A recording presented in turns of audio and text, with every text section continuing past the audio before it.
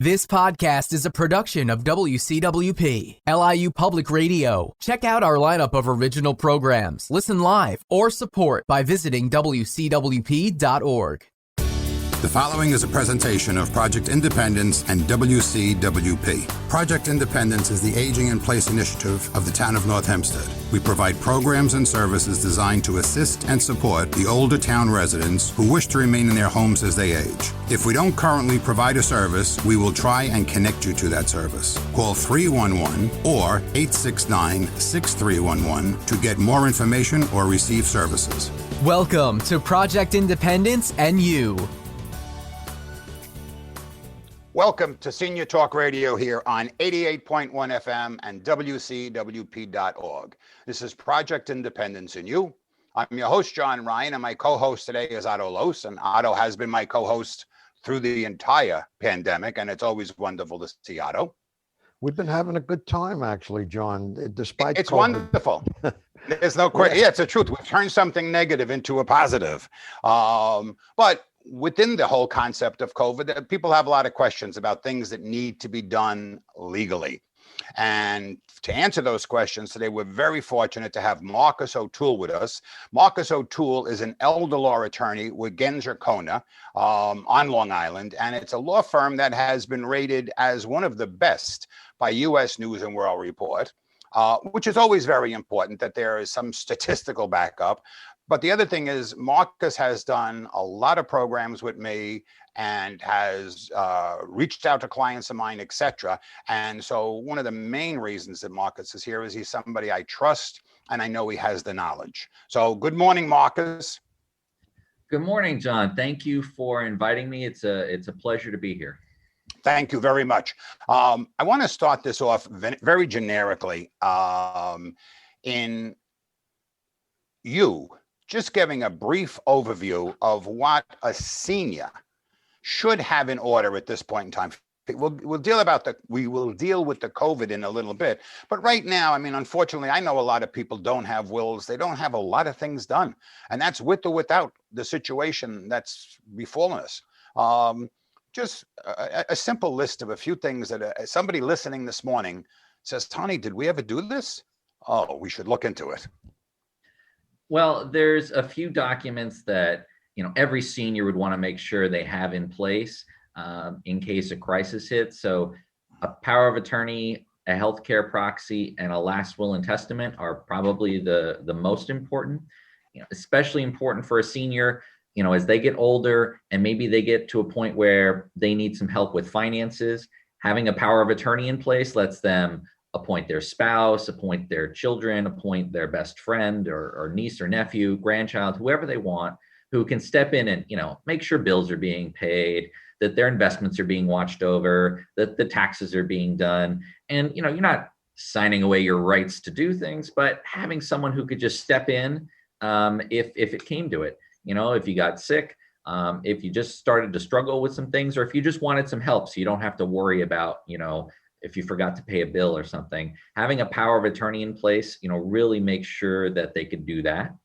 And for healthcare decisions, you have a healthcare proxy, which says, okay, if my doctors feel I can't make my own medical decisions, whether it's sickness or what have you, I'm appointing this person, my spouse, my son, my daughter, my best friend, again, to be able to, make those medical decisions for me, which is, important in any time, especially in a crisis, whether it's COVID or someone fell, is in an accident, got sick. Having those essential documents in place to appoint someone to make decisions for you is important for every senior.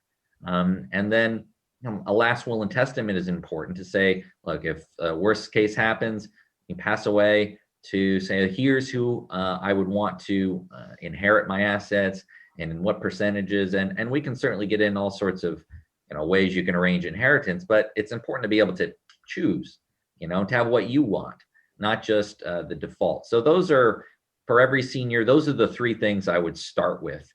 There are a lot of other things in an estate plan, but that's what everybody needs, regardless of their situation. Okay. And over the next hour, we're going to talk about different things and get a little bit more detailed. It's funny, within my business, which is the financial world, as of January, when somebody opens an account, we are required for them to give us the name of a trusted friend. Doesn't have to be a financial person, but somebody that if I sense this is not going right, and you're not listening to me and you're making decisions that are a little bit wacky, I don't know if that's a professional term, that I can then turn around and call, and maybe it's Marcus and say, Marcus, so-and-so is trying to make choices and decision changes here with their investments that doesn't make any sense, but they're not listening to me, which is important because all too often people don't plan. And I see it, and Marcus and I have done programs, and Otto has been on this radio with me for years, and we talk about that. People aren't planning. I have one specific question that actually was brought to me 2 days ago. So, and if it can't be answered, Marcus, don't answer it. But you have a married couple, okay? The husband dies, or it makes no difference. One of the partners dies. They both have individual credit cards. Is the spouse responsible for the credit card that's in the name of the partner who died? So, I mean, if you can't answer it, don't worry about that.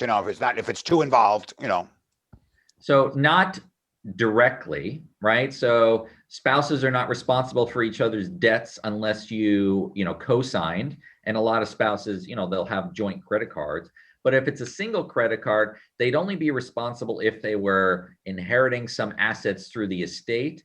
And then, anytime you inherit something from anyone, you have to pay off their debts before you get your inheritance. But you don't have to come out of pocket. If you were going to, it's easier to illustrate with a child, but if you were inheriting $100,000 from a parent and that parent owed somebody $50,000, well, you have to pay the $50,000 first, then you get the other 50. There are some complications with spouses, certain exemptions and things, which, I could spend a half hour talking about. Right, no, okay. But generally, no, you would not have to pay off a spouse's credit card. Okay, that way, somebody asked me the question, I really didn't know the answer. Otto? Yeah, I just want to go back a notch, all right? We understand that a lot of people do not plan. How about what is the mental attitude or the emotional situation that has to be overcome to get the message across to people that they have to plan, whether they like the idea or not? What thoughts do you have on that? Why don't I plan? What's my problem? Well, some seniors are just concerned, it could be the most basic thing that, it's difficult to talk about infirmity or mortality or just not being, declining over time.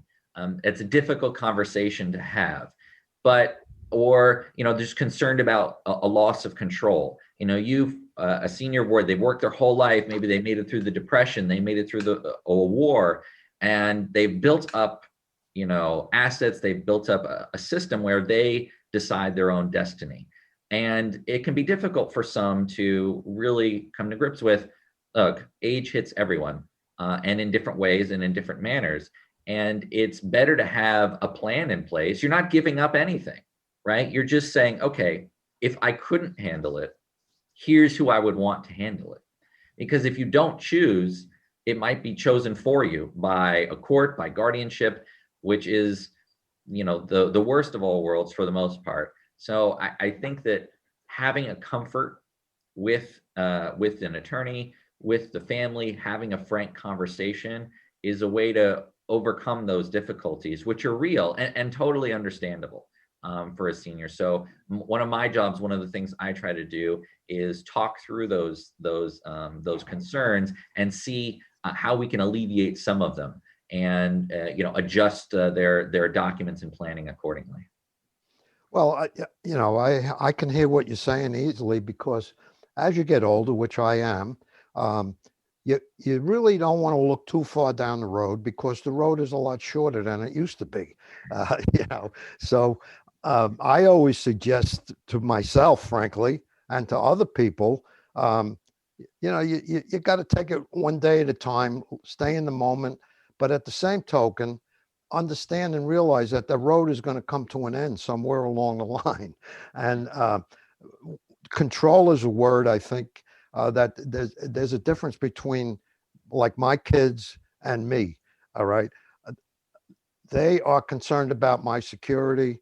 I'm concerned about me. Like I'm not really old yet. I don't want to lose control over my life, and I can understand what you're saying, and that's a hard gap to fill without just having I think a conversation that's a comfortable conversation, not a dictation like one of my kids telling me this is what you're going to do.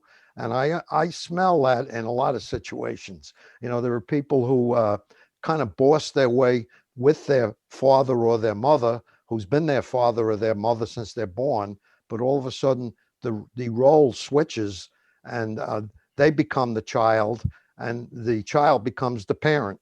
And I can understand that, but that's some situations. I think there are other situations where people just, like you pointed out, they're afraid to handle the fact that they're going to have problems someday. And what do we do about it? How do we protect our assets? How do we protect our family from losing the assets? It's a difficult conversation. I've had them with a lot of friends of mine, some of whom do not have wills or anything, frankly, and they don't want to address the problem. I think there are some people it's just not going to happen. You're never going to have it. They're not going to address the problem, and that's the way it is. But anyhow, I'm going off a little bit here. But, no, but that's 100% fine, Otto, because Peter and I do it a lot of times, and Marcus said choice. We use the sentence, no choice is a choice. And then when we're talking to people, we try to bring up examples of a family that didn't make a decision. And now one kid isn't talking to the other because everybody knew that he wanted the car, which is an antique, but they wound up selling it to split whatever it is. But until the person, and your question or your conversation is so spot on. I don't know. And Marcus, we're going to throw it back to you. What is the wake-up call when you feel people wind up coming into you? Because we do seminars.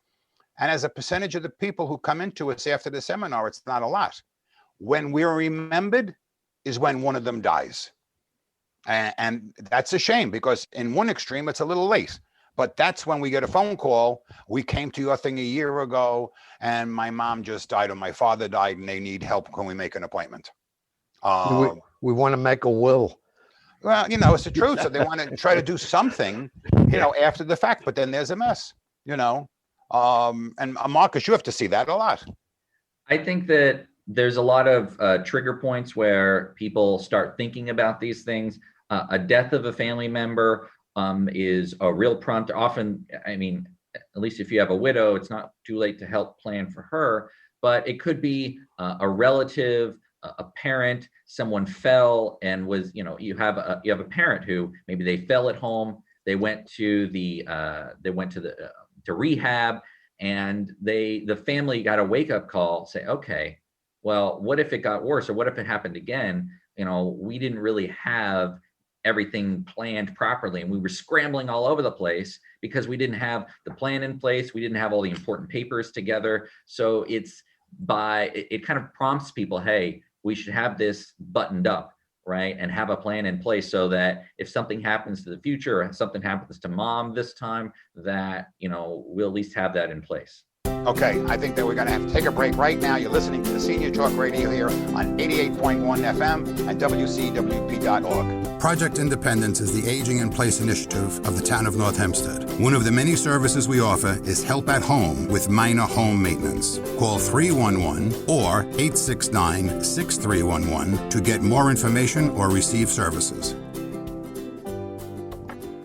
Welcome back to Senior Talk Radio here on 88.1 FM and WCWP.org. This is Project Independence and You. I'm your host, John Ryan, and my co-host today is Otto Lohse.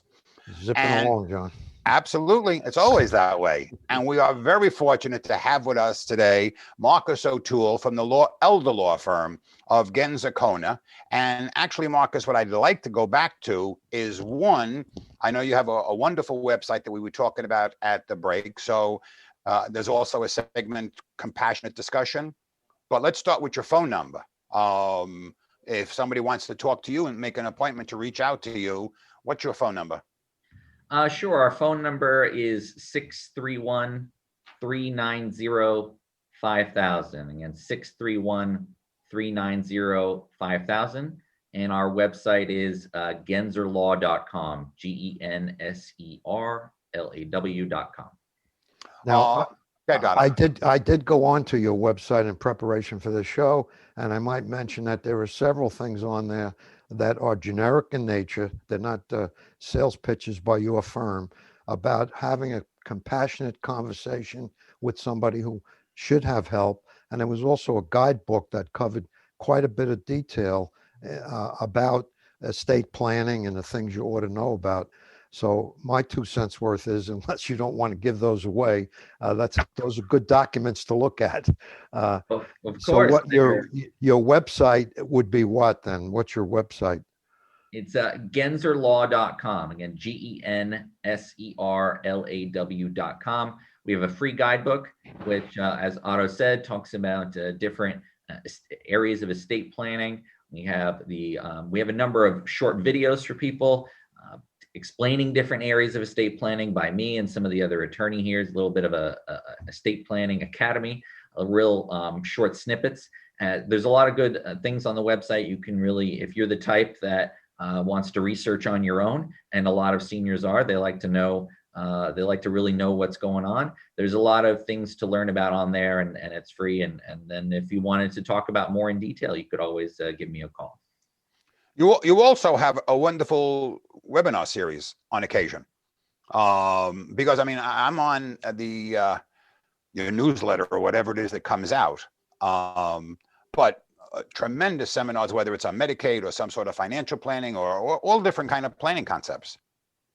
Right. I mean, with the pandemic, we switched from, we were mostly doing seminars in person, in libraries, in our conference room, but people have been itching for webinars. And so for the past few months, we've been doing live webinars, usually, between 3 and 6 a month on Tuesdays or Thursdays. So if you contact us, we could put you on the emailing list. If you give us, again, a call at 631-390-5000. And then you can know when the upcoming webinars on various topics, whether, again, it's estate planning, Medicaid, estate administration. We run the gamut with the different programs, and they're usually in the morning. They run about 45 minutes and pretty good content. You can ask questions and things like that. And I think the one thing that's wonderful about these webinars is that if a person is just starting to shop around, okay, one, you're getting wonderful information, and then you can get a sense for the people who are conducting the webinar, saying, oh, that's a personality I don't think I would like, even though you're cutting it a little short, but they really are. They're impressive. And I said, I'm by no means pushing Marcus, but I've done enough stuff with Marcus that I understand, he is, we got a compassionate discussion going on, but Marcus himself is a compassionate person. So when he has talked with clients of ours, we've never gotten anything but compliments, that's what I want. I'm looking, that's my personality. You got to be caring. And we know he has the knowledge, but you have to be caring. Just like my co-host, Otto. Right, Otto? True. It's either you got it or you don't got it. You're 100% right there. Going back to planning. Okay. And, I do try to push adult children in a nice way to talk to their parents, because they'll come to me and we, and Marcus is included in that, wind up picking up pieces sometimes that are a disaster because nobody shared anything. I mean, we just recently had one where the spouse didn't even know what was going on. I mean, it's, talk about picking up pieces. And then you keep finding things, which is nobody's fault. That's personalities, and we have to deal with personalities always. But it goes back to Marcus saying in the beginning, there's certain things that I think, and Otto, you couldn't, because you're talking to your friends. And you actually probably the most important person on this call this morning, in that, what do you feel would be the best thing to get somebody to Marcus? I think that there are some people that tend to procrastinate. First of all, they always push things off till mañana.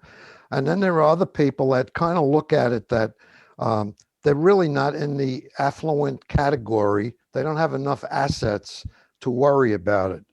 And they may be shocked to find that their assets are easily $1 million, all right, which in this day and age, if you have a house and you have an IRA, there's a lot of millionaires around, all right?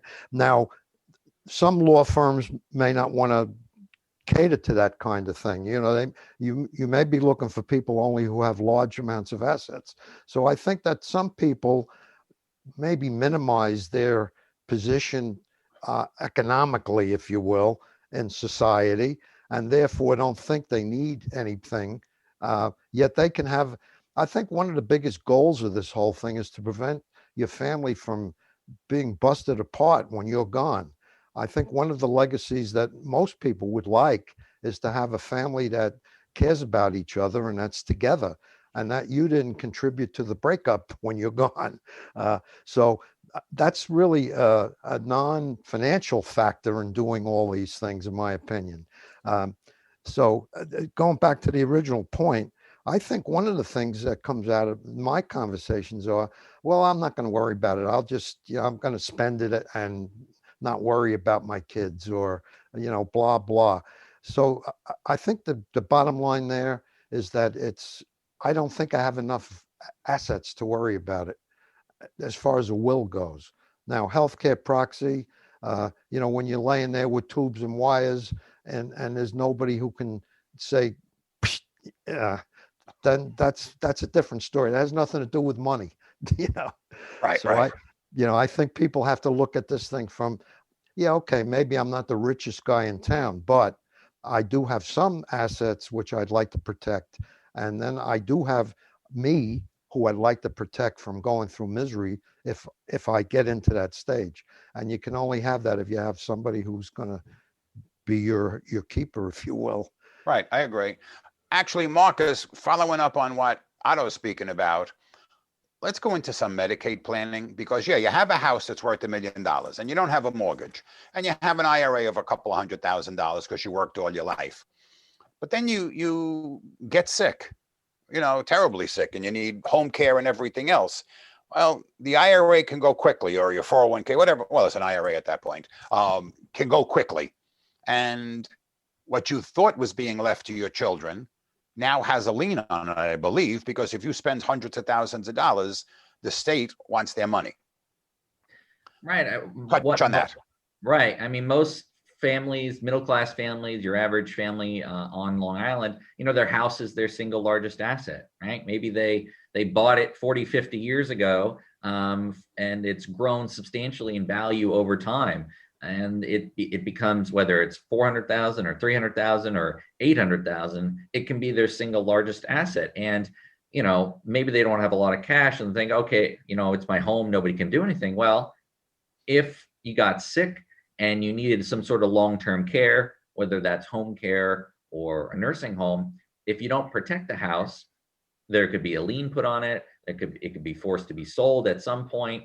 It could really impact your ability to, one, have your care paid for, and two, pass it along to your children, your heirs, whoever you wanted to pass it along to. So I think that, focusing on protecting the home is an important part of a senior's plan, for Medicaid.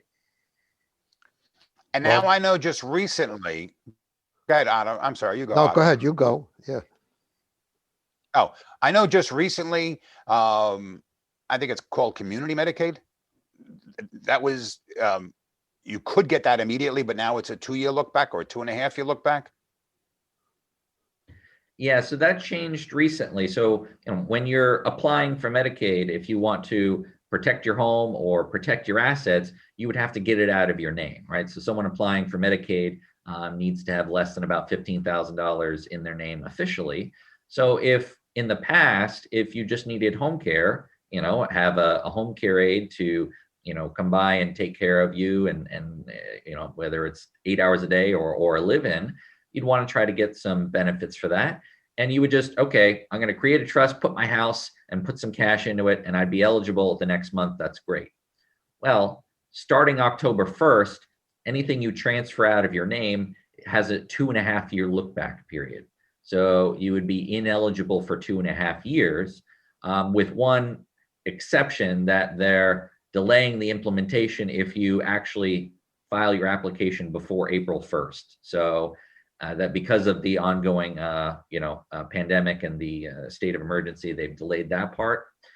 But what it means in the long term. Yeah, I don't get what that means. So if you have till April 1st now?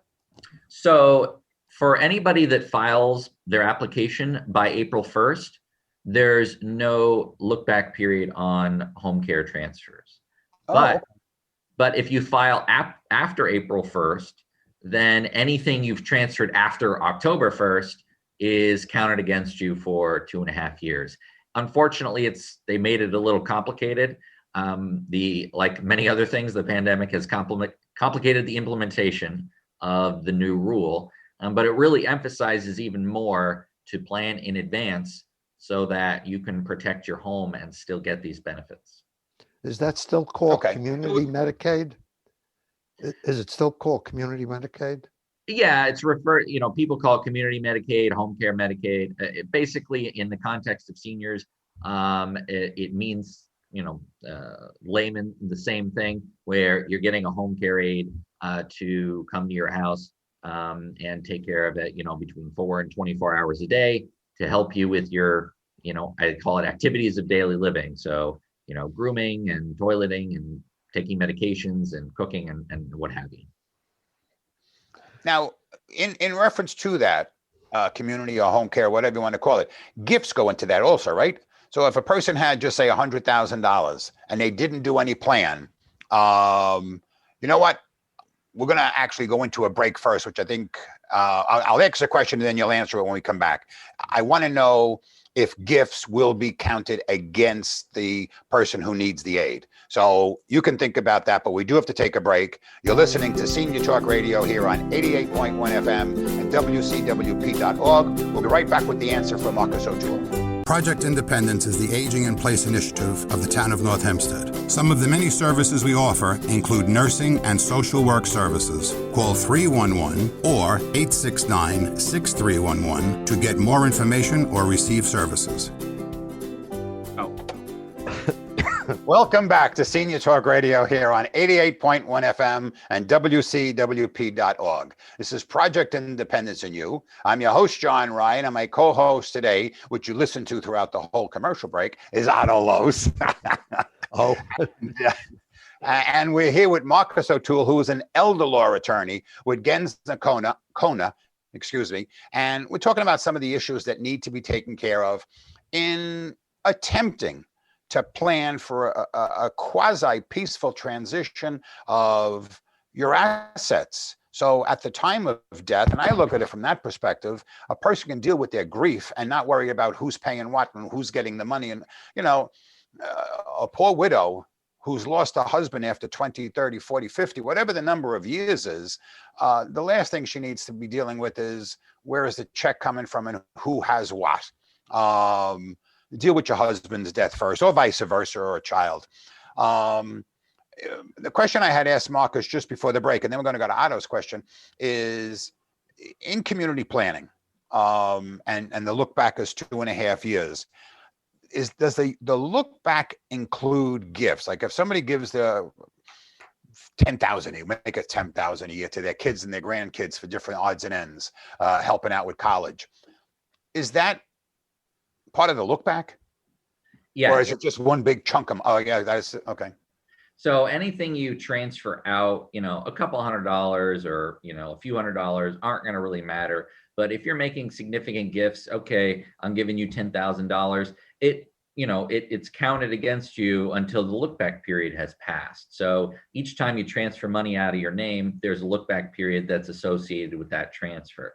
Now, that's why it's important for seniors when they're thinking about, giving away or making substantial financial help to their children or grandchildren, that they run it by their elder law attorney to make sure that it's not going to trip up any plans that they have in place, and to really have things properly arranged so that, look, because the problem is, say, okay, I'm giving my son $50,000, he's going to, build an extension on his house.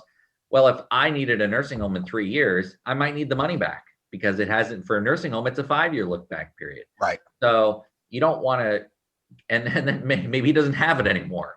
And then you are ineligible for a period, and it's a little messy. So always check with your elder law attorney before you make significant transfers. Okay, and actually, that's a perfect segue going back to what Otto was just talking about at the break, which I do want to address a little bit, because at the end of the day, and Peter is the one that brings this up all the time. If you had a lump on from a woman's perspective, if she had a lump on her breast, she's not going to ask her friend what to do about it. She's going to go to the doctor and pray that she doesn't have cancer. Unfortunately, when it comes to sometimes legal planning and financial planning, they'll listen to a friend or a neighbor, or they'll watch something on TV and make that decision to have it thrown in their face when the time comes. Like your perfect example you made. Now all of a sudden I need $50,000. My son put it into his house. So does he have to go and get a mortgage because he doesn't have the money to give back to me? Or what are the penalties and what do we have to do? So it does behoove people to make sure they do it legitimately. And it's going to cost a little bit more money, but we've all seen the situation where all of a sudden we thought we did it right. And that's everybody. But Otto, you had a conversation at the break, which I think is significant, with a document. Okay, that was 20 years ago, but the importance of trying to plan something, but also planning it right. Well, I think the whole topic of trust is one that baffles a lot of people in the senior category, right? Okay. I think they can go from, like I showed you an example of what I thought was a legal document 30 years ago. And the guy who did it for me, it was an attorney, and it's one piece of paper that basically says, my mother and I, she's transferring the ownership of my of the house to me, and that these three things, she can live there. She has control over the premises, and I don't have the right to sell it without her approval. And basically that's what this thing says. That's a very simple start to that would be a trust as far as I say. But I'm not a lawyer. I don't know what the legal rules are. But I think trusts are a topic to talk about. I want Marcus to respond to that, but before he does, Marcus also has to know, and the listening, and we're on TV also, listening and viewing audiences, that Otto was, he still is technically, even though his mom's no longer here, a loving and devoted son. So therefore, it could have been written on a piece of toilet paper because you wouldn't have done anything wrong to your mother. So that's the fine line. When it comes to the point where there's somebody else involved and wants to screw their parent, that's the issue from a parent's perspective. You didn't even need a note with your mother, in my opinion, to be honest with you. You were going to take care of her for the rest of her life anyway. But well, anyway. She lived with us for 11 years, actually, after the house. So that's true. Yeah, it's trusts are really an important part of seniors planning these days. So, Otto, back in 1990, the rules for Medicaid and things were a little bit more forgiving.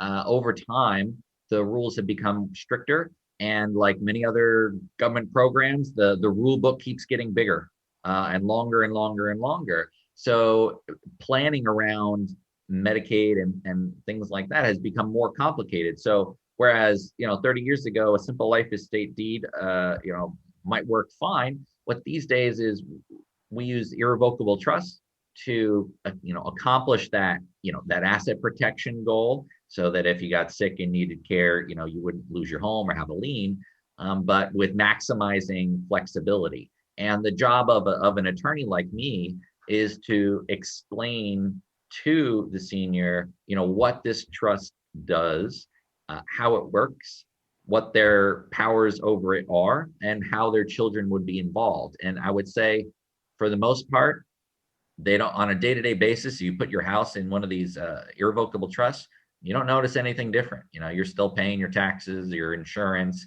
nobody's evicting you, it's still your house for just about any other purpose. So it's important, to talk to seniors about that comfort level, that a trust seems complicated, but that's just because taxes and Medicaid law are complicated, and it's my job to kind of translate and make sure that they're comfortable with it.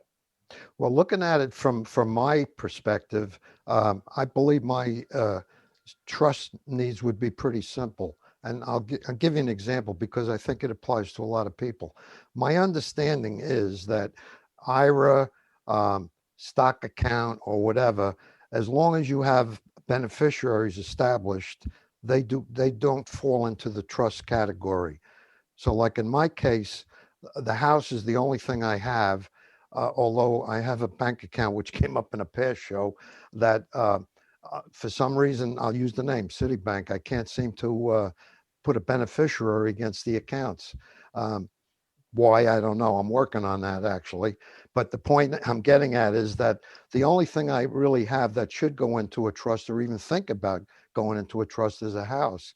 Would that, is that what falls into place for a lot of people? Yeah, most of my clients, the house is the primary thing we're putting into a trust. When we're talking about, if you're doing a trust for asset protection for Medicaid planning, your IRAs and 401ks are exempt. So you don't need to worry about those. But for the trust, so you're generally putting in the house, and then your other accounts you can name beneficiaries on, and they don't have to go through the trust. Right. Marcus, what about an annuity? Is an annuity, does it avoid it because it's really not a sellable thing, but it can be sold, obviously. It's not as liquid as a stock. So it depends on the kind of annuity. So there are qualified annuities and non-qualified annuities.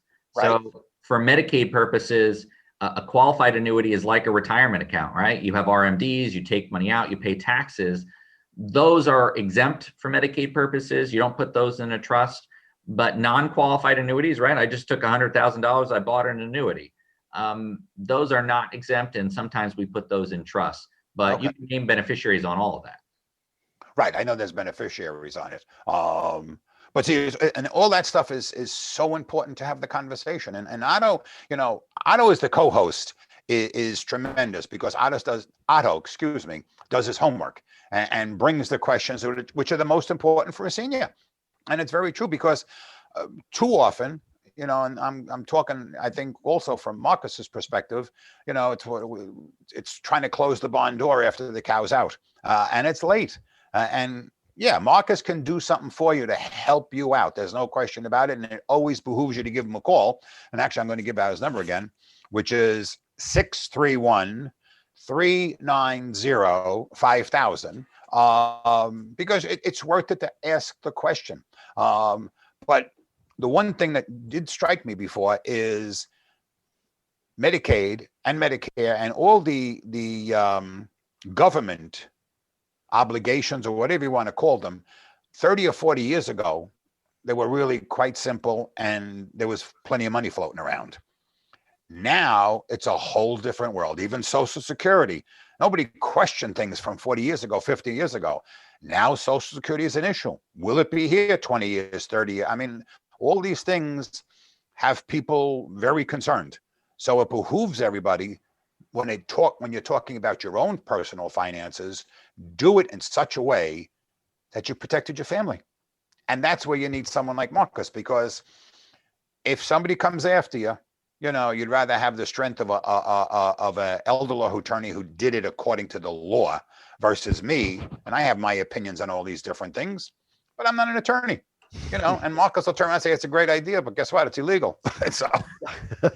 Well, you always have to be concerned that, the laws change over time, right? Like I just said, we were just talking about a new look back period for home care Medicaid, and everybody was rushing in, the end of September to try to get their transfers in before the deadline. So I think that, it's better to plan, when you're ready, as far in advance as you can, because, you can often get locked into the better rules, because when they change the rules, it's usually not to your benefit. They make it harder to get the benefits as healthcare costs keep going up, and, the costs from the pandemic are going to come due at some point, that there might be more changes down the future. Who knows? So I would kind of get yourself planned for now with the best rules we have in place. You know, I'm sorry, but one of No, the you go, Otto. You always go. no, one of the things, like when you say planned for, one of the difficulties is that you can't just like say, okay, I'm going to go to Bermuda or whatever. Am I going to be immobile? Do I have to go to a nursing home? Will I be able to stay at home? Nobody knows what kind of circumstances their long-term life is going to be like. Nobody really knows. So I think in the back of everybody's mind, including my own, there's this thing, well, maybe I won't need that. Maybe I'll just go to sleep and that'll be the end of it, and everybody will take care of all my stuff and it won't be an issue. So I think the normal human thing is, I don't know what's going to happen. So it makes it harder to plan for it when you don't really know. You're just kind of gambling. You don't know. What we're going to do, Otto, I think that's a tremendous thought to continue on. But right now we're taking another break. You're listening to Senior Talk Radio here on 88.1 FM and WCWP.org. We'll be right back with Marcus O'Toole. Project Independence is the Aging in Place initiative of the town of North Hempstead. Some of the many services we offer include fitness classes, community education, information, and referral. Call 311 or 869-6311 to get more information or receive services. Welcome back to Senior Talk Radio here on 88.1 FM and WCWP.org. This is Project Independence and You. I'm your host, John Ryan, and my co-host today is Otto Lohse. It's a good thing I'm old enough to be in this conversation. Well, it's not even being old enough. It's having the knowledge that you do and caring. And we're talking here, and this is our last segment with Marcus O'Toole. Marcus's number is 631-390-5000. And it's worth it to give Marcus a call, have a phone call conversation, go in for a consultation, because as is coming across on this radio program today, it's the need to do something. We can't answer the question. Marcus, I would never put him on the spot to answer a question specifically, what should somebody do? Nor can I answer a question, what should somebody do with their investments over the phone? But you need to do something. We all know that. At the end of the day, the number of people in this country without a will and who have passed away, 250,000 we're going towards. I wonder what kind of mess is going on with many of those unanticipated deaths. But Otto, you were saying something. What was I saying? No, I think I was saying that we don't really know what's in store for us. So you can only plan to a point. You can't plan like the final act. That hasn't been written yet. So you really have to kind of look at all the possibilities and see where you fit. Maybe you don't need to put your house in the trust, in my opinion, because maybe your assets are such that you can't go down far enough anyhow. You have enough IRA and enough whatever that you'll be able to cover your cost in a nursing home for X years. I don't know. I mean, that's just a viewpoint. Yeah, everybody's situation is different. And I think the name of the game in planning for seniors is flexibility, depending on what happens in the future, because I don't have a crystal ball, and I don't think most seniors do either, about how health may change in the future. Maybe you never need any of this. Maybe you need home care. Well, maybe I prefer assisted living instead. Or maybe there's a crisis and I did have to go to a nursing home, but I didn't really want to, but it's in my best interest. Or maybe I had to move in with my kids. There's flexibility is the name of the game, because health outcomes vary and people's financial situation is different. So I think that, one of my jobs as an elder law attorney is to make sure that the plan in place is as flexible as possible.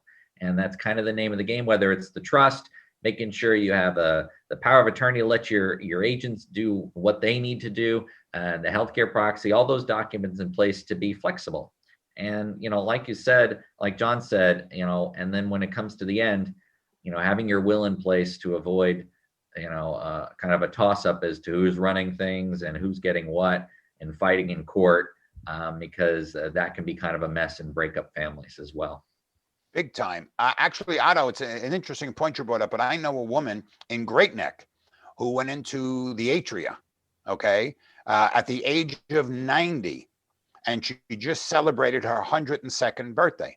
So Wow. that's 12 years. So somebody's paying for it for 12 years. So there's never a level of planning, and the richest people in the country do it. There's never a level of planning and say, oh yeah, but I'm covered because I have a year expectancy or 3 years.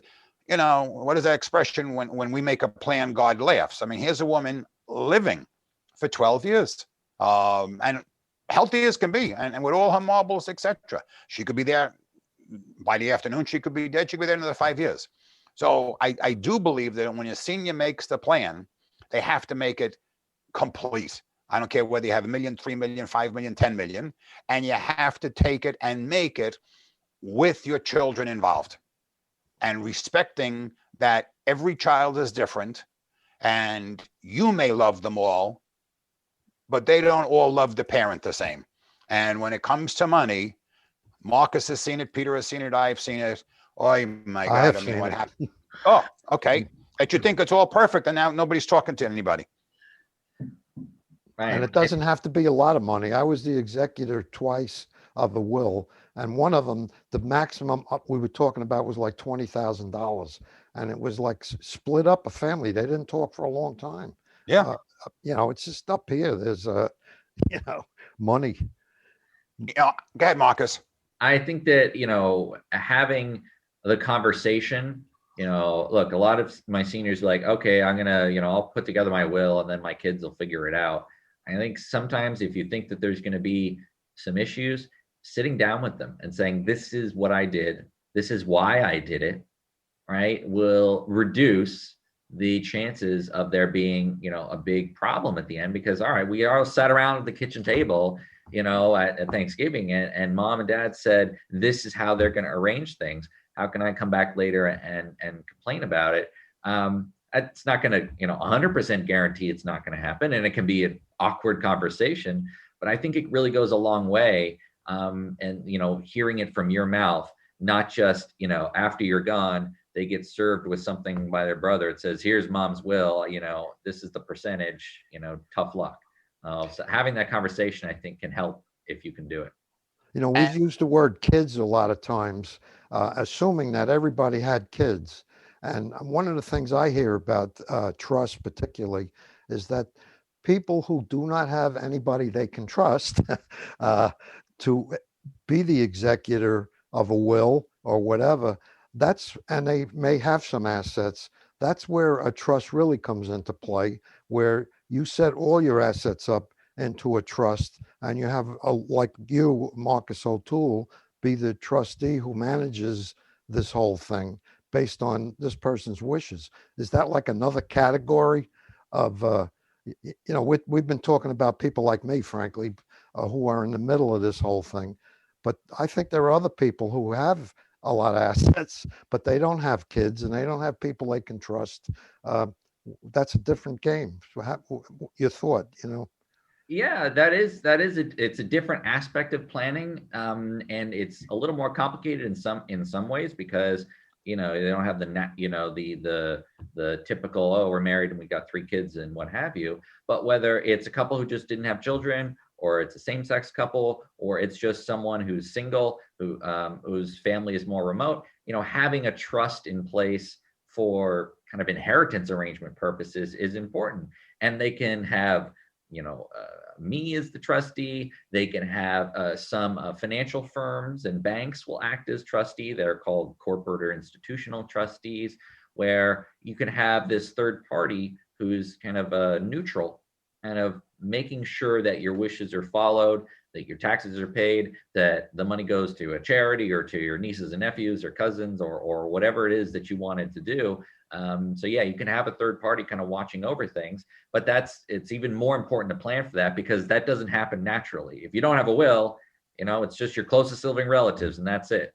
And maybe you don't like all of them. If the closest living relative is some nieces and nephews, maybe you get along with some of them, maybe you don't. So, better get that plan in place so your wishes are followed. At the end of the day, the money is going to be given to somebody. You're right. So when it's your money, So it makes sense for you to figure out what you want to do with it. But I want to go back to something Marcus said, which I think, and Peter and I have come across this on so many occasions. And just the other word that God has to go into it is love, because when he's saying, go sit down and don't just show up the day after mom and dad are dead and say, here's what was done. Have the conversation with them. If you have 2 kids, 5 kids, 20, whatever you have, and say, we've gone to the attorney. Here's what we're looking for doing. We love everybody the same. Maybe somebody has a handicapped child, so I'd like to give that sister a little bit more money because I know they're going to have many more issues the years ahead. And somebody else might be an attorney or, you know, a very successful person, and come up with some sort of a strategy that everybody's happy. You know, some people want some of the furniture that's left in a house for sentimental reasons. Some people don't. So know your children, you know, have the conversation and let them feel a part of it, I think, so that after the fact, because obviously not all kids, all siblings don't get along. That's it. So why have a disaster befall a family and then have to spend money on lawyers to fight? And then you're not talking for the rest of your lives. I mean, we've got situations that it's pathetic. What has happened? What started off in my mind as a right thing, how somebody misinterprets it and it just goes terribly bad. So I think that one bit of advice from Marcus is so right. I mean, sit down. It's not a secret what you're doing. You're doing it for your family. They're going to find out eventually. Right, exactly. You know, and I'm not saying you want to bring everybody into it, because then you could spend probably 2 years with Marcus trying to make a plan. You know, every time you're going to adjust it because Susie said this and Sally said the other thing and Johnny said, you could go crazy. At one point, you got to pull the trigger and say, here's what I want to do. I want you all to understand why. You know, I think that's ongoing too, because like I had a family powwow, I call it, where I actually had everybody come in and we sat and we talked like a business meeting. But now that we're talking here, some things have changed. You know, one of our sons died 3 years ago, and there's things that change as things go along. So you really need to have another powwow. And the biggest part of the powwow is stuff. It's cash and houses and things like that are pretty easy to be cut and dry about. But John, you've pointed out a lot of times, I put the stuff label on it. You know, the car, the house, the painting, the television, the whatever, stuff. Right, I agree. You know, causes a lot of problems, and that's hard to put into a will. I've heard people say, well, I'm going to put a red label on the back of the one for Mary and a green label for whoever, but maybe Mary and whoever didn't know about this and they really wanted the other way around, and it becomes a big issue. How do you stop that? I don't know. Well, try writing some of it down. You know, some of it, sometimes it's not like legally enforceable, but you know, when I tell clients, look, if it's, you know, your personal effects, your family heirlooms and what have you, if you sit together, you write out a list, and then when you share it with people, and then when you're gone, everybody's sitting at the table and says, okay, well, this is what mom wrote this, and she said, this is what she wanted. It really reduces that friction by having it written down. I mean, if you wanted to get really particular, you know, you could put it in your will and you know, be much more official about it. But at least, you know, make a list. I think most people could be able to do that. You know, okay, this painting to this child, you know, this ring to this grandchild, this watch here, the television. You know, you can just write it down. An interesting little fun thing, because we're running out of time, is I collect antique clocks, and I have a lot of them. And that would be one thing in my life that I said, oh, the girls, I don't want to have issues. If we both die tomorrow, what's going to happen? Everything else is kind of normal and whatever. So this is going back a couple of years ago. I said to the girls, collectively, I think it was, go around the house one day and tell me which clocks you want if something happens to mommy and die. It took about 30 seconds for the answer to come back from all three of them. Dad, are you kidding me? We don't want any of them. They're all minimalists, and their houses are like white and gray, and but anyway, but I brought it up. So they'll be sold whatever they're going to do with them. But it's amazing how, actually what's amazing is we're out of time. Marcus, I want to thank you so much. I'm giving out Marcus's number again, 631-390-5000. And Marcus is a friend and a very competent elder law attorney who has always been there answering questions. Call him if you have a question, and then go set up a consultation. Even in the midst of the pandemic, he's willing to sit down in the proper social environment. That's it. You've been listening to Senior Talk Radio here on 88.1 FM and WCWP.org. We'll be right back.